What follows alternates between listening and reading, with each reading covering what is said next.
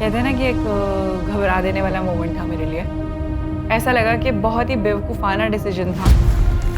Problem सिर्फ इतनी है कि सांस आना बंद हो जा रहा है। हाथ शेक कर रहे थे, ठंड लग रही थी, हार्ट बीट बहुत तेज हो रही थी और अब सांस उखड़ने लगी। मुझे डर लग रहा था कि God forbid with heart attack ऐसा ही होता है क्या। In that moment I actually felt something wrong is going to happen.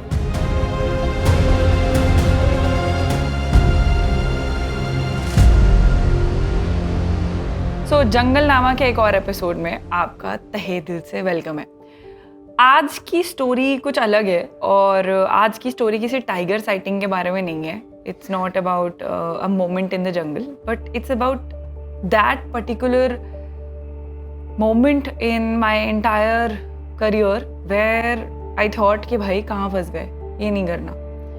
और ऐसा लगा कि बहुत ही बेवकूफ़ाना डिसीजन था जो भी मैंने किया अपने शौक के चक्कर में, एक्साइटमेंट के चक्कर में, बिना सोचे समझे, बिना किसी होमवर्क के। और उस मोमेंट में मुझे जेन्युइनली लगा कि भाई मतलब something wrong is going to happen. I mean in that moment I actually felt अगर कुछ हो गया, अगर कुछ हो जाता तो पीछे मॉम डैड है, फैमिली है एंड मेरे साथ में Irshad was there, he was one of my oldest team members and a very good naturalist also. So उनके लिए भी I was very concerned because he was with me and he has his family here, his kids, 2 children. कहते हैं ना कि एक घबरा देने वाला मोमेंट था मेरे लिए। मैं बात कर रही हूँ अपनी स्पीति ट्रिप की। अब जो लोग स्पीति गए हैं समर्स में, आई एम श्योर ज़्यादातर लोग स्पीति जाते हैं और स्पीति अपने आप में एक बहुत सुंदर जगह है। मेरा एक्सपीरियंस थोड़ा अलग रहा है। एक तो ये प्रॉब्लम थी कि for some reason I was always scared of heights. तो जब मैं पहली बार मुनाल शूट करने गई थी तब वहाँ पे मुझे रियलाइज़ हो रहा था कि नीचे देख के बहुत तेज़ तेज़ चक्कर आ रहे हैं और तब से देन आई डिसाइडेड कि छोड़ो, ये पहाड़ों वहाड़ों की वाइल्ड लाइफ नहीं करनी है अभी। बट फिर बहुत टाइम हो गया and finally we thought that अब अल्टीमेटली स्पीति चलते हैं बिकॉज स्नो लेपर्ड जो है वो मैंने शूट नहीं किया है।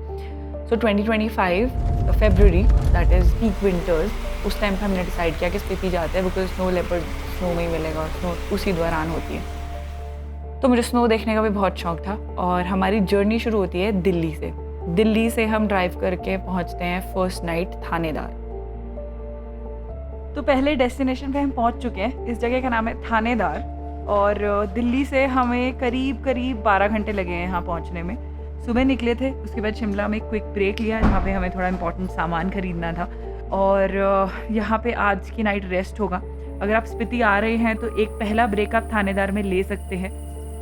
अब रिकमेंडेड ये होता है कि आप एवरी 24 आवर्स 500 मीटर्स की हाइट गेन करें और फिर उसके बाद ब्रेक दें, क्योंकि एक चीज़ होती है एक्लिमेटाइजेशन। जिन्होंने नहीं सुना है और जो पहाड़ों की ट्रिप प्लान कर रहे हैं वो प्लीज़ इस शब्द एक्लिमेटाइजेशन को ज़िंदगी भर याद रखें। ट्रिप से पहले तो बार बार दोहराएं, मैं मतलब बताती हूँ इसका।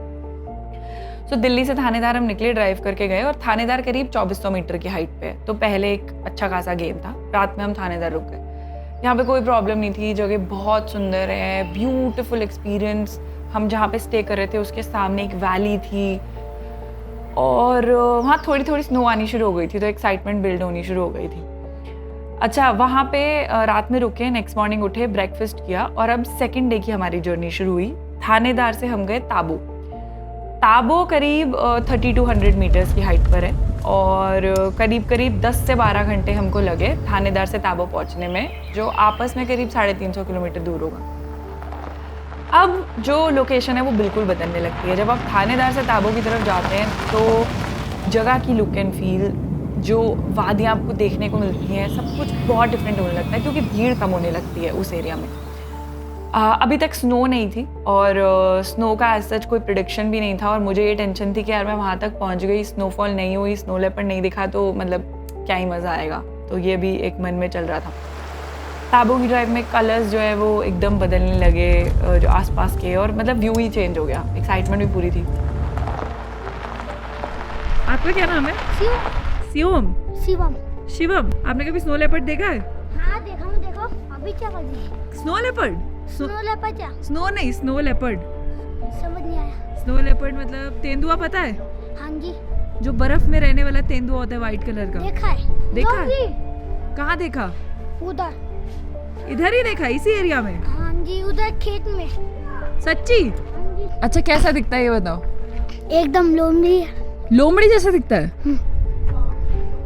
अच्छा कलर बताओ उसका क्या होता है? पिंक ना? हाँ ये। पिंक होता है ना? और रेड स्पॉट्स होते हैं उसपे। झूठे शिवम, नहीं देखा ना स्नो लेपर्ड? ना, स्नो लेपर्ड का मतलब नहीं, मैं बस वो भेड़िया देखा था। तो भेड़िया पिंक कलर का होता है? ना। ताबो पहुंचे। ताबो में एक रात और स्टे करना था क्योंकि 12 घंटे ड्राइव कर चुके थे। अब हम 2400 मीटर से 3200 मीटर्स तक का लगभग एक और गेन कर चुके हैं। तो 9 घंटे नहीं, हाँ 8-9 घंटे की ड्राइव के बाद हम पहुंच गए हैं। कहाँ पहुंचे अब तो मैं नाम भी भूल गई जगहों के। मन कर रहे हैं आगे सारे हीटर एक साथ ऑन कर दूं। ठंड तो खूब है। प्रॉपर्टी में भी ऑफ कोर्स स्नोफॉल हुआ ही है। अब ताबो पे हमने 600-700 के आसपास मीटर्स का ऑल्टीट्यूड गेन कर लिया है और अब मैंने एक AMS नाम की चीज़ यानी अक्यूट माउंटेन सिकनेस के बारे में पढ़ना चालू किया। मैं लेट थी, घर से पढ़ के आना चाहिए था। AMS के बारे में जब गूगल किया तो रियलाइज़ किया ये सब कुछ, but then also in Tabo also I was pretty confident. और मैंने अपना जो व्लॉग है स्पीति का उसमें AMS के बारे में शुरू में थोड़ा सा लेक्चर भी दिया है कि कैसे आपको क्या नहीं करना है जिससे आपको AMS हो and stuff like that. But अभी तक मुझे पता नहीं था आगे के दिनों में क्या होने वाला है। Then from Tabo next morning हम जल्दी उठे। स्नो ताबो में थी, ऑक्सीजन हल्का हल्का कम होना चालू हो गया था और स्नोफॉल थोड़ी थोड़ी थी, बट टेंशन यही थी कि यार स्नोफॉल हो जाए अगले 3-4 दिन, 4 दिन, 5 दिन, जब तक मैं चीचम में रहने वाली हूँ। अगले दिन आया मेन दिन, जब हम ताबो से चीचम की ओर बढ़ना शुरू हुए। हमें चीचम में स्टे करना था। चीचम एक बहुत सुंदर सा प्यारा सा गाँव है उसी एरिया में जहाँ पे हमें स्नो लेपर्ड जो है वो शूट करने थे। Chicham is about 4100 to 4200 metres. तो अब 32 से 42 के आसपास का एक गेन करना था, which is about 1000 metres and which is a lot and which I now can say is not recommended specially if you are going for the first time. अब ताबो में से निकलते वक्त मुझे कॉल आता है। Okay thank you. चलो leopard के लिए कॉल आ गया। बोल रहे लेपर्ड दिख रहा है और शाम को 3-3:30 के आसपास मूवमेंट करता है, सीधा लांगजा आ जाओ। लांगजा जो थी वो चीचम से थोड़ी और ऊंची थी और लांगजा में स्नो लेपर्ड दिख रहे हैं और 2 स्नो लेपर्ड दिख रहे हैं मीटिंग में। Now let me tell you this is very rare. आपको एक स्नो लेपर्ड मिल जाए आप खुश होकर आ जाते हैं। यहाँ मुझे 2 स्नो लेपर्ड की बात पता लगी और दोनों मीटिंग में थे। जो हमारे नेचुरलिस्ट हमें वहाँ मिलने वाले थे, बेसिकली वहाँ स्कैनर्स और स्पॉटर्स होते हैं, तो जो हमारे स्कैनर्स स्पॉटर्स की टीम थी उन्होंने मुझे कॉल करके बताया कि मैडम जल्दी आ जाओ, स्नो लेपर्ड दिख रहा है। अच्छा, अब लांगजा के पास एक जगह है काजा नाम की, वहाँ पे आपको पेट्रोल पंप मिलता है। उसके बाद आपको पेट्रोल पंप मिलने में बहुत इशू है, इसलिए हमें ये बताया गया था कि काजा पे अपनी गाड़ी फुल करा लेना। यहाँ स्नो लेपर्ड दिख रहा है, यहाँ मुझे कॉल आ रहे हैं और यहाँ काजा में हमें उड़ के पेट्रोल पंप पे पेट्रोल फुल कराना है। अभी हम काजा पहुँचे और काजा में पेट्रोल पंप है। यहाँ से लांगजा करीब 15 किलोमीटर दूर है और लांगजा में साइटिंग हो रही है। ऑफ कोर्स पेट्रोल भरवाना बहुत इंपॉर्टेंट था, तो अभी बस टंकी फुल करवाई है and now we are rushing to Langza. I just hope कि तब तक साइटिंग हमारे लिए बनी रहे और हमें मतलब लेपर्ड वहीं पे रहे और हमें एटलीस्ट पहले दिन कुछ दर्शन तो हो जाए लेपर्ड के। ठंड बढ़ रही थी और करीब 2-2:30 बज गए होंगे जब तक हम वहाँ पहुँचे जहाँ साइटिंग हो रही थी। वहाँ पे हमें हमारे जो स्कैनर्स और स्पॉटर्स थे दौरजे और तेन सिंह जी वो मिले and we met them and they told कि भाई अभी भी दोनों लेपर्ड्स अंदर हैं और जल्दी चलते हैं। अब जहाँ हमने गाड़ी पार्क करी थी वहाँ से हमें नीचे उतरना था। ओके सो नीचे उतर के जाना है। बर्फ़ है और बर्फ़ पे मुझे बहुत ज़्यादा चलने की आदत तो नहीं है। This is first time I am walking on snow like this. अभी 1-2 दिन तो मैं आदत डालूंगी स्नो पे चलने की। ऊपर से आज तो वैसे ही हमने कहा था रेस्ट करना है, बट हमें न्यूज़ आ गई तो मैं लालच आ गया। उधर से आऊँ क्या? ओके। पूरी बर्फ़ थी और हम होटल यानी होम स्टे नहीं गए चीचम में, हम सीधा वहीं पे पहुँचे विद फुल एक्साइटमेंट कि अभी पहुँचे एकदम सब बढ़िया चल रहा है, नीचे उतर के स्नो लेपर्ड शूट करेंगे, पहले ही दिन मीटिंग मिल जाएगी ना। I was very happy. यही हुआ, पहले ही दिन हम पहुँचे, पहले ही दिन हम नीचे उतरे और पहले ही दिन हमें मीटिंग मिल गई स्नो लेपर्ड की। जब मैं नीचे उतरी तो मुझे पता लगा 3 स्नो लेपर्ड्स हैं, 2 दिख रहे हैं। इनिशियली वो सो रहे थे, फिर धीरे धीरे उन्होंने मूवमेंट शुरू किया। जब थोड़ा सनसेट होने लगा they started interacting and then I got this footage of snow leopards mating and I was super happy. दूर थे, पर अपने आप में एक अच्छी इनक्रेडिबल चीज़ है कि मुझे पहले दिन स्नो लेपर्ड्स की मीटिंग मिल गई।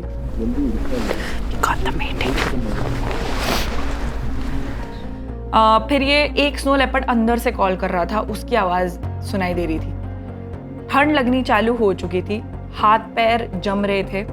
वॉमीज़ होते हैं, वॉमीज़ में साथ लेके गई थी उसको। आप जब डीकैथलॉन पे आपको मिल जाएंगे, जब आप रब करते हैं या शेक करते हैं और आप अपने ग्लव में डाल लेते हैं तो वो थोड़ा सा वार्मथ देते हैं आपको।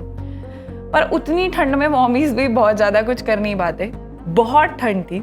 उतरते वक्त कुछ रियलाइज़ नहीं हुआ, वहाँ बैठे वक्त भी कुछ रियलाइज़ नहीं हुआ। बहुत मज़ा आ रहा था, साइटिंग में लगे हुए थे, फुल फोकस जो था वो स्नो लेपर्ड की तरफ था। बहुत देर तक हम शूट कर रहे थे। वहाँ जाके थोड़ी देर हमने गर्म कॉफ़ी भी पी, उससे भी थोड़ी सी शांति मिली।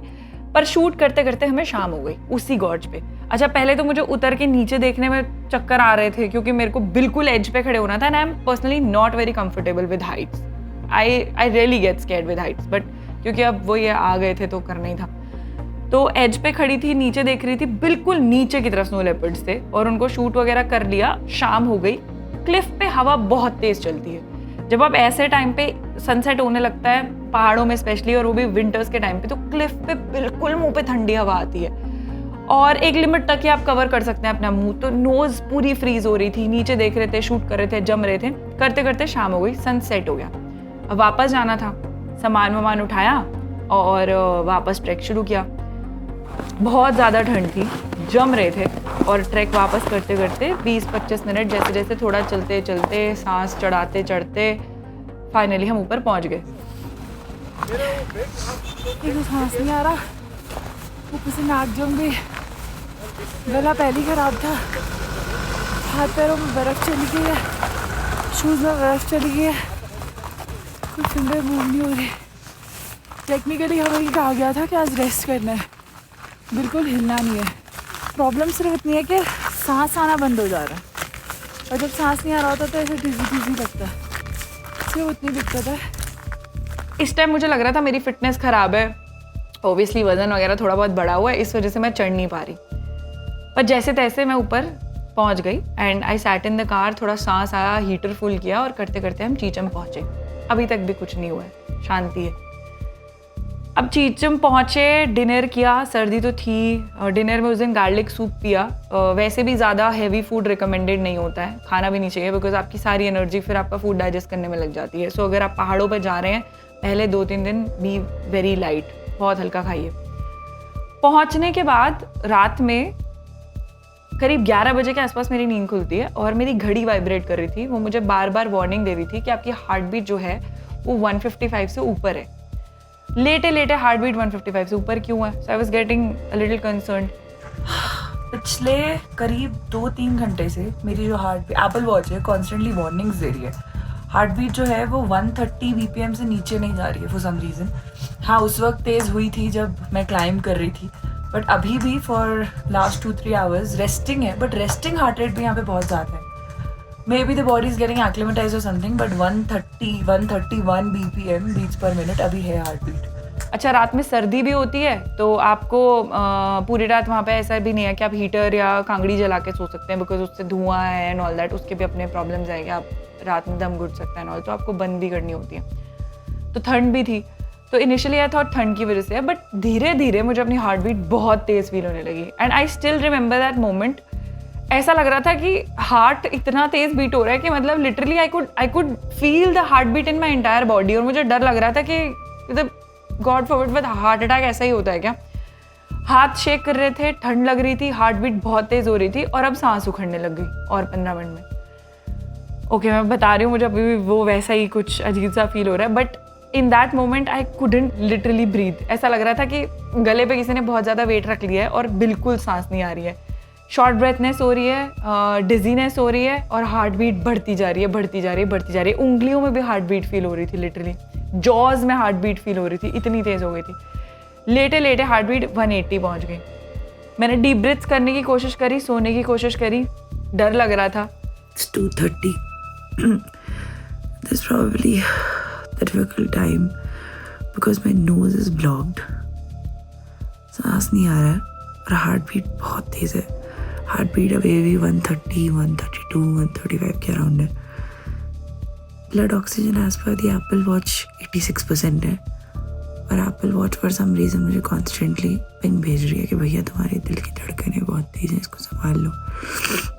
ये समझ नहीं आ रहा था कि रात को 2-2:30 बज चुके थे उस टाइम तक, फ़ोन किसको करूँ, डॉक्टर्स भी कौन अवेलेबल होंगे, और हम चीचम में थे। चीचम में भी हमारा जो होमस्टे था वो आखिरी घर था गाँव का। तो मतलब आप ये समझिए कि वहाँ से मेडिकल फैसिलिटीज़ इतनी दूर है कि अनफॉर्चुनेटली आप टाइम पे तो मेडिकल फैसिलिटीज़ तक आपको पहुँचना बहुत मुश्किल है, और अगर आप पहली बार गए तो आपको नहीं पता एग्जैक्टली आपको करना क्या है। अल्टीमेटली हमारे वहाँ जहाँ हम रुके हुए थे होमस्टे में, वहाँ पे जो उस वक्त हमारे I remember there was this person who was trained in mountaineering and he was taking care of everything, and fortunately I had his number, I called him up, I said कि please थोड़ा सा help कीजिए, ऐसे ऐसे मेरे को सांस लेने में दिक्कत हो रही है। और वो रात में 2 बजे उठ के आए रूम में हेल्प करने के लिए। उन्होंने हार्ट बीट चेक करी, सैचुरेशन चेक करा, heart beat was off the chart, saturation was off the charts. Of course anxiety बहुत हो रही थी, डर भी लग रहा था, सर भारी हो रहा था, फट रहा था सर दर्द से।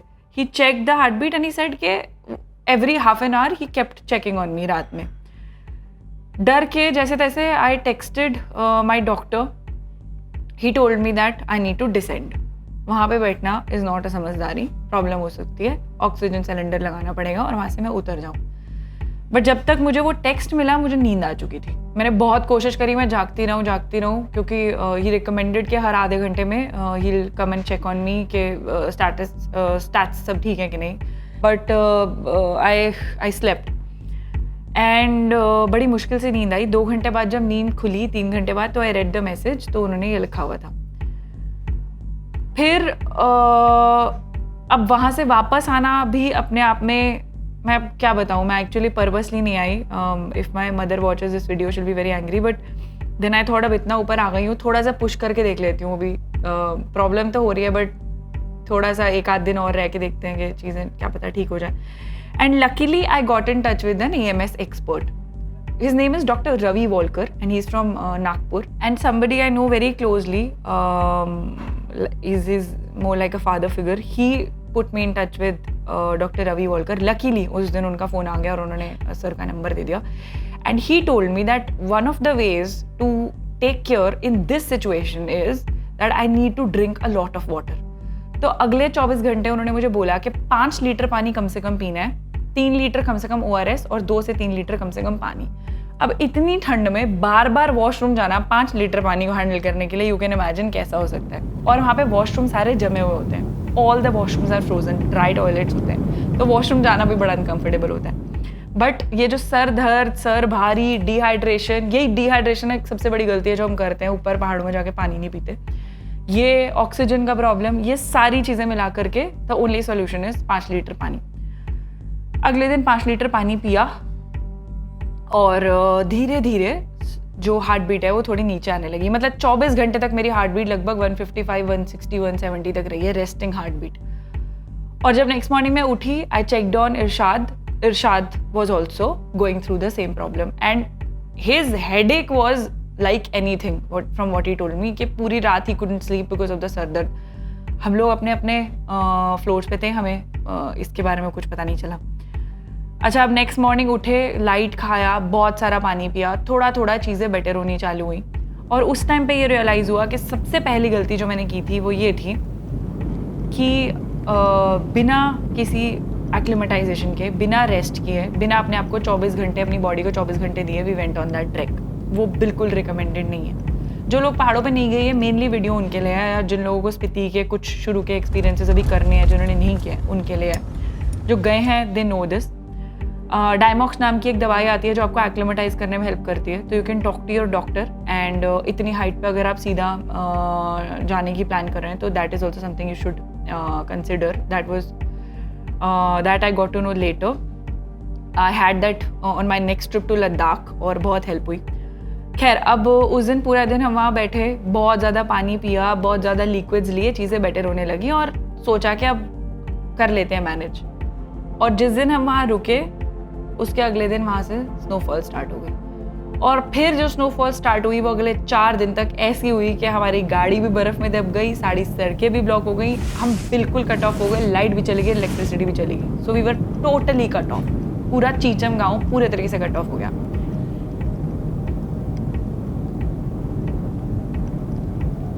मैं इस पर्पस के लिए रुकी थी कि 7-8 दिन कुछ शूट करूंगी, इस पर्पस के लिए सब कुछ झेला था, बट अनफॉर्चुनेटली वो भी नहीं हो पाया। 7 दिन हम लोग बिल्कुल कट ऑफ रहे।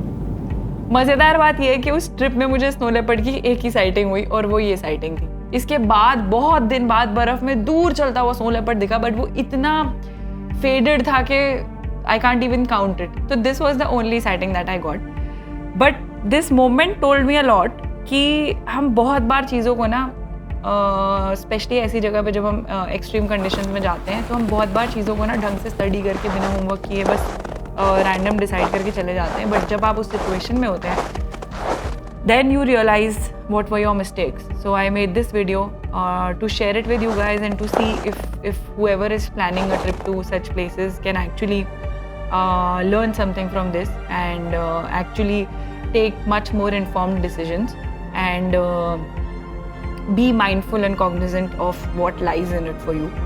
Wildlife ऐसी ही है, कभी कभी आपको बहुत कुछ मिल जाता है बिना एफर्ट के और कभी कभी आप पूरी जान लगा देते हैं फिर भी आपको कुछ बहुत खास नहीं मिलता है। सो या this was one crazy moment when I thought कि भाई क्या कर लिया डिसाइड, और बस इस बार भगवान बचा लो, इस बार जिंदा दिल्ली पहुंचा दो, इस बार जिंदा घर वालों से मिला दो, इसके बाद ये नहीं करूँगी।